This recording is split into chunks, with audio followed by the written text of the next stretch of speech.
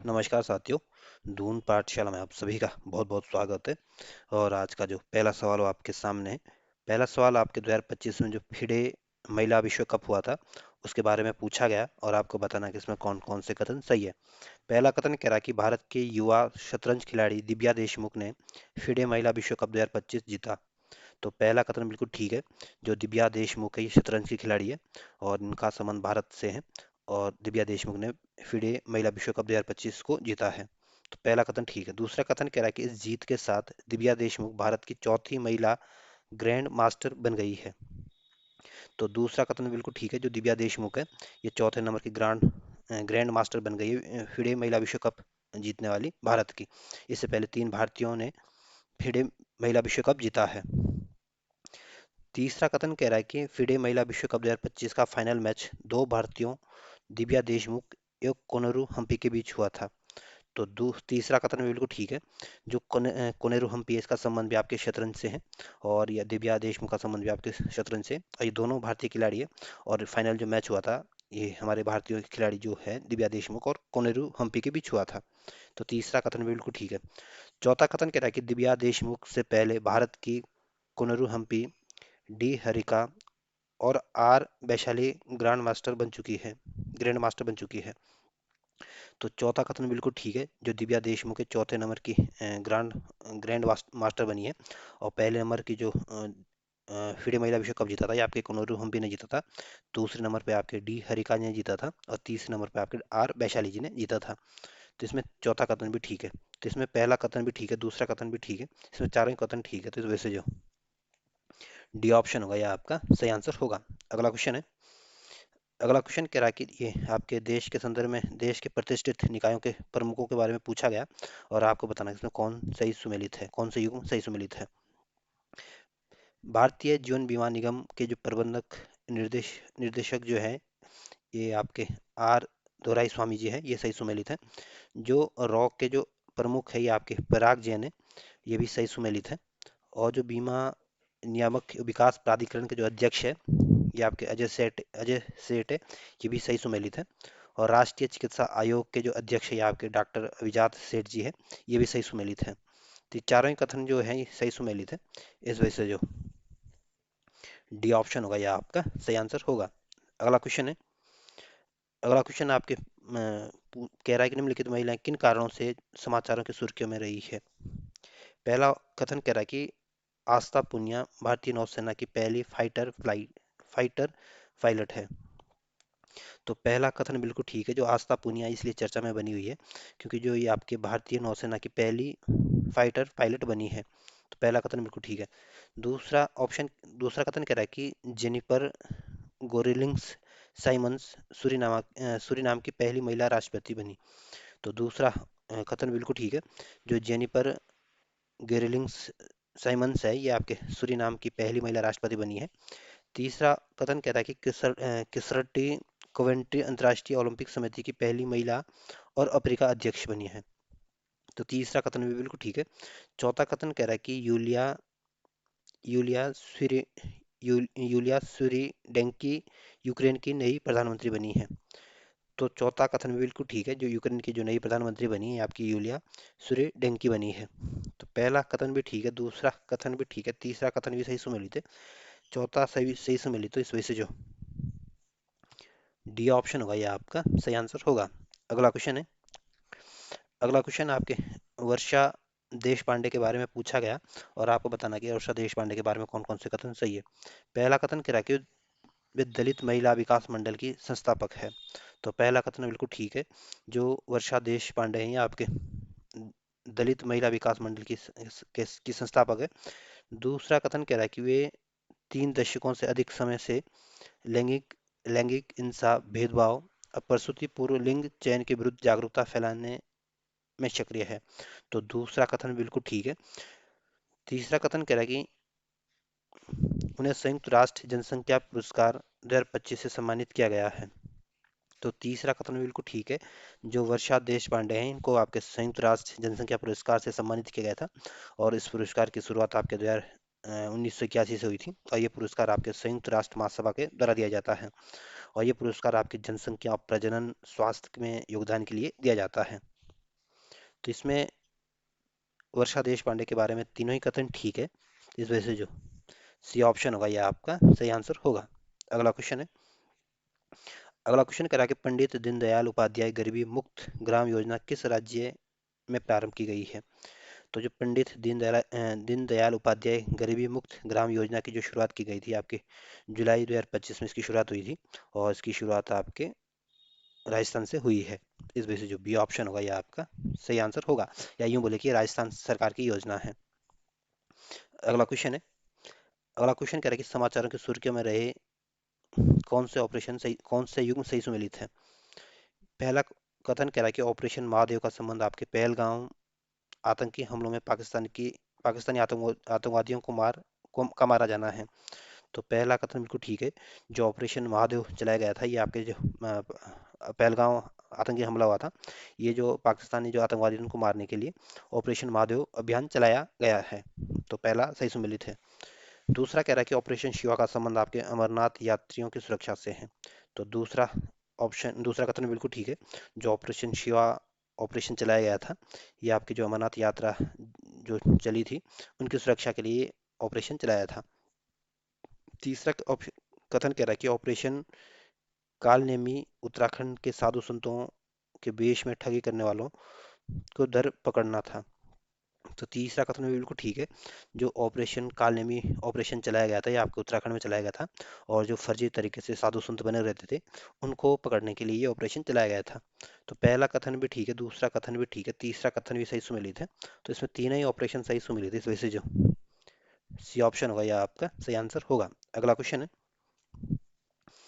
अगला क्वेश्चन करा कि किस राज्य में गणेश उत्सव को राज्य उत्सव घोषित किया गया है?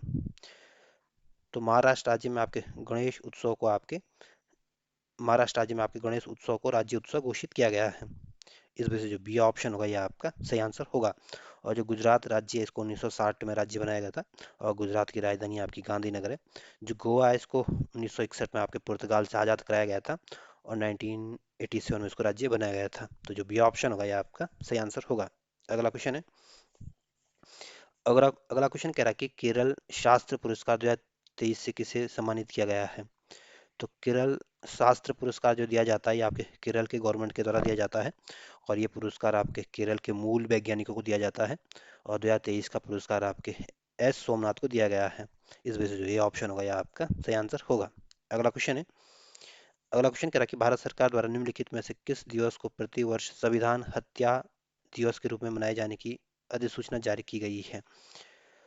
तो भारत सरकार के द्वारा जो संविधान हत्या दिवस मनाए जाने की जो अधिसूचना जारी की है, आपके 25 जून को मनाने की अधिसूचना जारी की गई है, क्योंकि 25 जून 1975 को आपके इंदिरा गांधी के द्वारा आपातकाल की घोषणा की गई थी। इस वजह से जो सी ऑप्शन होगा यह आपका सही आंसर होगा। और 23 जून को आपके अंतर्राष्ट्रीय ओलंपिक दिवस भी मनाया जाता है, और 23 जून को ही आपका अंतर्राष्ट्रीय विधवा दिवस भी मनाया जाता है, और 26 जून को आपका अंतर्राष्ट्रीय नशा निरोधक दिवस मनाया जाता है। इसमें जो सी ऑप्शन होगा यह आपका सही आंसर होगा। अगला क्वेश्चन है। अगला क्वेश्चन कह रहा है कि निम्नलिखित में से कौन सा कार्यक्रम कला संस्कृति विकास योजना का संगठक नहीं है? जो कला संस्कृति विकास योजना है, ये आपके 8 संगठकों की एक अम्ब्रेला योजना है, और इसमें आपकी सेवा भोज योजना इसमें शामिल है, और राष्ट्रीय गांधी विरासत स्थल मिशन भी इसमें शामिल है, और गुरु शिष्य परंपरा प्रणयन हेतु वित्तीय सहायता भी इसमें शामिल है। लेकिन विलुप्त प्राय ऐतिहासिक इमारतों के संरक्षण योजना इसमें शामिल नहीं है। इसमें जो बी ऑप्शन होगा यह आपका सही आंसर होगा। अगला क्वेश्चन है। अगला क्वेश्चन कह रहा है कि न्यायाधीश जांच अधिनियम 1968 के प्रावधानों के तहत इलाहाबाद हाई कोर्ट के न्यायाधीश न्यायमूर्ति यशवंत वर्मा के विरुद्ध कदाचारों की जांच करने के लिए लोकसभा द्वारा गठित की गई जांच समिति में निम्नलिखित में से कौन शामिल नहीं है? तो जो यशवंत वर्मा है, ये आपके उनके आवास में अभी कुछ समय पहले जले हुए नोट मिले थे, जिसकी वजह से उनके ऊपर ये आपराधिक मामला चलाया गया था, या इनके ऊपर महाभियोग की प्रक्रिया शुरू की गई थी। तो इसकी जांच के लिए जो न्यायाधीश शामिल है, इसमें ये ऑप्शन कह रहा है कि न्यायमूर्ति अरविंद कुमार और सर्वोच्च न्यायालय के न्यायाधीश हैं। तो पहला जो न्यायमूर्ति अरविंद कुमार है, ये आपके यशवंत सिन्हा के लिए जो जांच के लिए जो कमेटी बनी थी, इसके ये सदस्य हैं। बी ऑप्शन कह रहा है कि न्यायमूर्ति धीरज सिंह ठाकुर आंध्र प्रदेश के जो हाईकोर्ट के न्यायाधीश है। तो दूसरा ऑप्शन गलत है। जो धीरज सिंह ठाकुर ये आपके आंध्र प्रदेश हाई कोर्ट के मुख्य न्यायाधीश है। और जो इनकी जांच के लिए जो यशवंत वर्मा की जांच के लिए जो कमेटी बनी इसमें ये शामिल नहीं थे। और जो न्यायमूर्ति महेंद्र मोहन श्रीवास्तव है ये भी आपके इस जांच कमेटी के सदस्य थे। अभी वी आचार्य वरिष्ठ अधिवक्ता कर्नाटक हाई कोर्ट के न्यायाधीश भी आपके इसमें शामिल थे। तो इसमें आपके न्यायमूर्ति धीरज सिंह ठाकुर इसमें शामिल नहीं थे। इस वजह से जो बी ऑप्शन होगा या आपका सही आंसर होगा। अगला क्वेश्चन है। अगला क्वेश्चन कह रहा है कि सीमा सुरक्षा बल ने मध्य अगस्त 2025 में किस क्षेत्र में ऑपरेशन अलर्ट प्रारंभ किया है। तो जो ऑपरेशन अलर्ट प्रारंभ किया गया था ये आपके सीमा सुरक्षा बल ने इसको शुरू किया था, यानी बीएसएफ के द्वारा इसको शुरू किया गया था। और ये ऑपरेशन अलर्ट जो प्रारंभ किया गया था ये आपके पाकिस्तान से लगने वाली जो राजस्थान की जो सीमा वहाँ पे इसको प्रारंभ किया गया था। इस वजह से जो सी ऑप्शन होगा यह आपका सही आंसर होगा। अगला क्वेश्चन है। अगला क्वेश्चन कह रहा है कि लोकसभा विधानसभा निर्वाचन हेतु मतदाता सूचियों का सूचियों का विशेष गहन पुनरीक्षण किस राज्य में किया चलाया जा रहा है। तो जो स्पेशल इंसेंटिव रिजर्वेशन जो रिवीजन की जो शुरुआत की गई थी आपके बिहार राज्य में शुरू की गई थी। सवाल कह रहा है कि लोकसभा विधानसभा निर्वाचन हेतु मतदाता सूचियों का विशेष गहन पुनरीक्षण किस राज्य में चलाया गया है। तो ये आपके बिहार राज्य में चलाया गया है। तो इस वजह से जो सी ऑप्शन होगा यह आपका सही आंसर होगा। और पश्चिम बंगाल की जो राजधानी है आपकी कलकत्ता है। और असम आपके पूरे राज्य है और असम राज्य की राजधानी आपकी दिसपुर है। तमिलनाडु आपका दक्षिण भारत का एक राज्य है और इसकी राजधानी आपकी चेन्नई है। सी ऑप्शन आपका सही आंसर होगा। अगला क्वेश्चन है। अगला क्वेश्चन कह रहा है कि निम्नलिखित में से किस राज्य ने 70 वर्ष से अधिक आयु के वरिष्ठ नागरिकों तथा दिव्यांगजनों को घर उनके घरों पर राशन की वस्तुएं पहुंचाने का कार्यक्रम प्रारंभ किया गया है। तो तमिलनाडु की सरकार ने जो 70 वर्ष से अधिक आयु के जो वरिष्ठ नागरिक होंगे या जो दिव्यांगजन होंगे उनको घरों में आपके राशन पहुंचाने के कार्यक्रम की शुरुआत की गई है। इस वजह से जो सी ऑप्शन होगा यह आपका सही आंसर होगा। और तमिलनाडु में की जो सीएम है आपके एम के स्टालिन है। तो सी ऑप्शन आपका सही आंसर है। अगला क्वेश्चन है।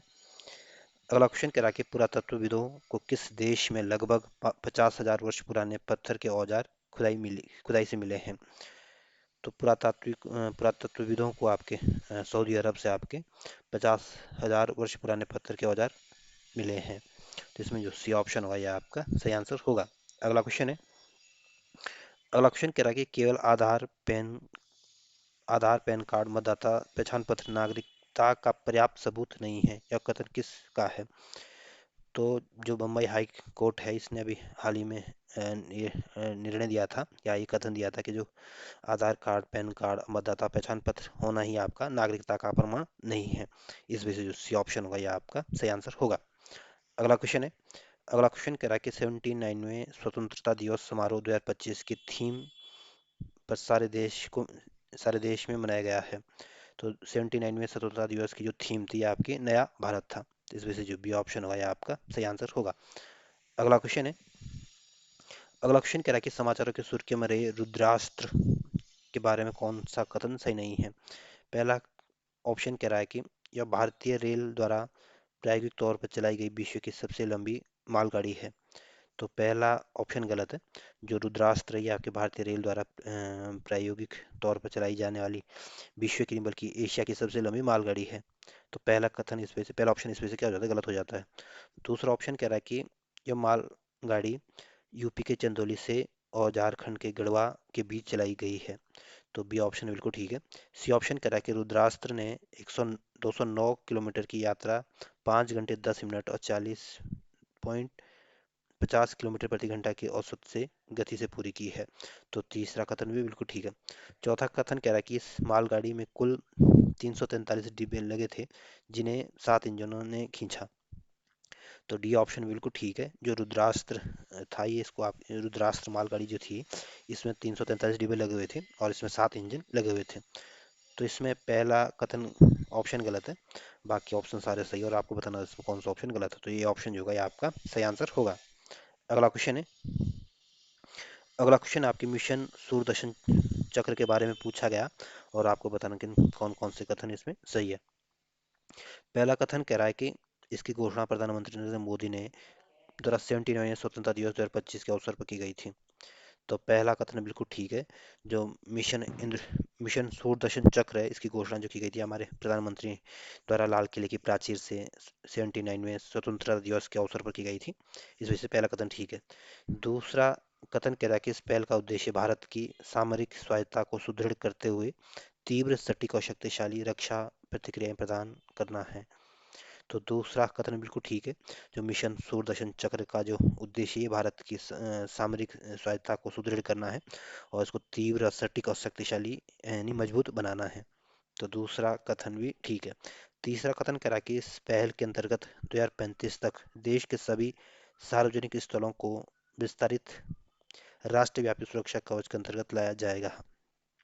तो तीसरा कथन भी बिल्कुल ठीक है। जो मिशन सूरदर्शन चक्र था, इस पहल के माध्यम से 2035 तक देश के सभी सार्वजनिक स्थलों को इस सुरक्षा कवच के अंतर्गत लाया जाएगा। चौथा कथन कह रहा है कि यह रक्षा क्षेत्र में आत्मनिर्भरता के प्रति भारत की प्रतिबद्धता को प्रदर्शित करेगा। तो चौथा कथन बिल्कुल ठीक है। जो मिशन सूरदर्शन चक्र है, यह आपके रक्षा क्षेत्र में आपके आत्मनिर्भरता के साथ साथ आपकी प्रतिबद्धता को भी दर्शाता है। तो इसमें पहला कथन भी ठीक है, दूसरा कथन भी ठीक है, तीसरा कथन भी ठीक है, चौथा कथन भी ठीक है। इस वजह से जो डी ऑप्शन होगा यह आपका सही आंसर होगा। अगला क्वेश्चन है। अगला क्वेश्चन कह रहा है कि निम्नलिखित भाषाओं पर विचार कीजिए और आपको बताना कि उपयुक्त में से कितनी भाषाओं को आपके क्लासिकल भाषा का दर्जा भारत सरकार द्वारा प्रदान किया गया है।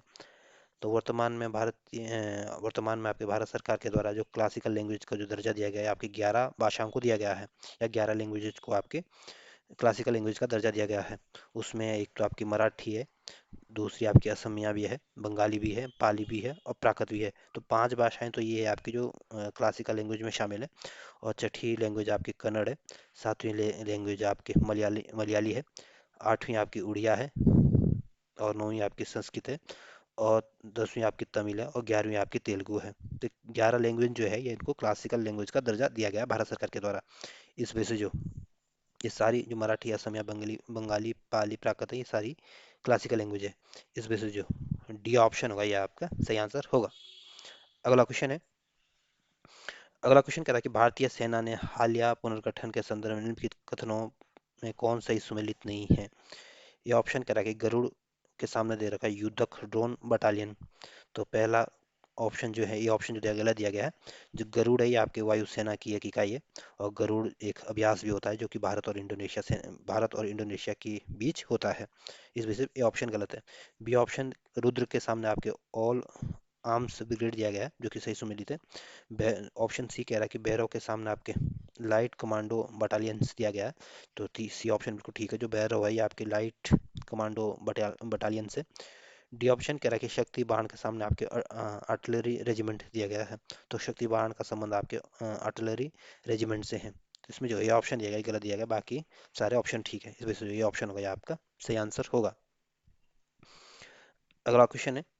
अगला क्वेश्चन कह रहा है कि 71वें राष्ट्रीय फिल्म पुरस्कारों के संदर्भ में पूछा गया और आपको बताना है कि इन 4 ऑप्शनों में से कौन सा ऑप्शन सही नहीं है। ये ऑप्शन कह रहा है कि राष्ट्र सर्वश्रेष्ठ फीचर फिल्म 12वीं फिल्म दिया गया है। तो ये ऑप्शन बिल्कुल ठीक है। जो 71वें राष्ट्रीय फिल्म पुरस्कार दिए गए थे उनमें जो सर्वश्रेष्ठ फिल्म फीचर फिल्म का जो पुरस्कार दिया गया था ये आपकी 12वीं फिल्म को दिया गया था। और बी ऑप्शन कह रहा है कि सर्वश्रेष्ठ निर्देशक आपके सुदीप्तो सेन को दिया गया है। तो बी ऑप्शन बिल्कुल ठीक है। जो 71वें राष्ट्रीय फिल्म पुरस्कार दिए गए थे इसमें जो सब सर्वश्रेष्ठ निर्देशक का जो पुरस्कार दिया गया था ये आपके सुदीप्तो सेन को दिया गया था। सी ऑप्शन कह रहा है कि सर्वश्रेष्ठ अभिनेत्री का पुरस्कार आपकी जानकी बोदीवाला को दिया गया था। तो सी ऑप्शन गलत है। जो 71वें नेशनल फिल्म अवार्ड्स जो दिए गए थे इसमें जो सबसे सर्वश्रेष्ठ अभिनेत्री का जो पुरस्कार दिया गया था ये आपके रानी मुखर्जी को दिया गया था। इस वजह से सी ऑप्शन गलत है। डी ऑप्शन कह रहा है कि सर्वश्रेष्ठ हिंदी फीचर फिल्म कटहल ए जैकफुट मिस्ट्री को दिया गया है। तो डी ऑप्शन बिल्कुल ठीक है। हिंदी की सर्वश्रेष्ठ फीचर फिल्म जो है को दिया गया, जो पुरस्कार दिया गया है आपके कटहल ये जैकफुट इस मिस्ट्री को दिया गया है। तो इसमें आपको बताना था कि कौन सा ऑप्शन गलत है। तो इसमें सी ऑप्शन जो दिया गया गलत दिया गया है। अगला क्वेश्चन है। अगला क्वेश्चन कह रहा है कि 71वें राष्ट्रीय फिल्म पुरस्कारों में सर्वश्रेष्ठ अभिनेता का पुरस्कार किसे प्रदान किया गया है। तो जो 71वें नंबर के जो नेशनल फिल्म पुरस्कार दिए गए हैं, इसमें शाहरुख खान जवान मूवी के लिए आपके शाहरुख खान को सर्वश्रेष्ठ अभिनेता का पुरस्कार दिया गया था, और 12वीं फेल के लिए आपके विक्रांत मैसी को दिया गया था। तो ये और शाहरुख खान और विक्रांत मैसी को आपके सर्वश्रेष्ठ अभिनेता का पुरस्कार से सम्मानित किया गया था। इस वजह से जो डी ऑप्शन होगा यह आपका सही आंसर होगा। अगला क्वेश्चन है, अगला क्वेश्चन कह रहा है कि स्वच्छ सर्वेक्षण 2024-25 के पुरस्कारों में होनार स्वच्छ शहरों की श्रेणी के संदर्भ में निम्नलिखित कथनों में कौन सा सही सुमेलित नहीं है। ये ऑप्शन कह रहा है कि बिहार का गया, तो पहला ऑप्शन गलत है। जो 2024-25 का जो स्वच्छ सर्वेक्षण हुआ था, इसमें जो होनार स्वच्छ शहरों की श्रेणी में जो बिहार के पटना को रखा गया था, ना कि आपके गया को। इस वजह से ये ऑप्शन गलत है। उत्तर प्रदेश का जो आगरा शहर है, इसको भी आपके होनहार स्वच्छ शहरों में कैटेगरी में शामिल किया गया था। और मध्य प्रदेश का जो ग्वालियर है भी आपके होनहार स्वच्छ शहरों की श्रेणी में रखा गया था। और उत्तराखंड का जो लाल कुआं है, इसको भी आपके स्वच्छ शहरों की कैटेगरी में रखा गया था। तो इसमें जो ये ऑप्शन जो दिया गया है, गलत दिया गया, गया नहीं बल्कि बिहार का पटना को आपके स्वच्छ शहरों की श्रेणी में रखा गया था। इस वजह से जो ये ऑप्शन होगा ये आपका सही आंसर होगा, क्योंकि आपको बताना था कौन सही सम्मिलित नहीं है। अगला क्वेश्चन है, अगला क्वेश्चन कह रहा है कि हाल ही में किस देश ने संयुक्त राष्ट्र शैक्षणिक वैज्ञानिक व सांस्कृतिक संगठन यूनेस्को की सदस्यता छोड़ने की घोषणा की है। तो हाल ही में जो यूनेस्को की छोड़ने की जो घोषणा की है आपके यूएसए के राष्ट्रपति डोनाल्ड ट्रंप ने की है। इस वजह से जो बी ऑप्शन होगा यह आपका सही आंसर होगा। अगला क्वेश्चन है, अगला क्वेश्चन कह रहा है कि लगभग 900 पुराने प्रिवी प्रीविहर मंदिर और उसके आसपास के क्षेत्र को लेकर निम्नलिखित में से कौन से दो देशों के बीच युद्ध छिड़ गया है। तो हाल ही में 900 साल पुराने मंदिर शिव मंदिर को लेकर आपके कंबोडिया और थाईलैंड के बीच युद्ध छिड़ गया है। इस वजह से जो ये ऑप्शन होगा यह आपका सही आंसर होगा। अगला क्वेश्चन है, अगला क्वेश्चन आपके हेनले हैंड पार्टनर्स रिपोर्ट 2025 के संदर्भ में पूछा गया, और आपको बताना इसमें कौन कौन से कथन सही है। पहला कथन कह रहा है कि जुलाई 2025 की रैंकिंग में भारत की रैंकिंग 8 पायदान सुधर कर 77वीं हो गई है। तो पहला कथन बिल्कुल ठीक है। जो हेनले एंड पार्टनर्स रिपोर्ट आई है, इस रिपोर्ट में भारत की जो रैंकिंग है ये आपके 77 है, और इसमें 8 नंबर की रैंकिंग में सुधार हुआ है। इस वजह से पहला कथन ठीक है। दूसरा कथन कह रहा है कि भारतीय नागरिक 59 गंतव्यों तक visa free visa on arrival की सुविधा प्राप्त कर सकते हैं।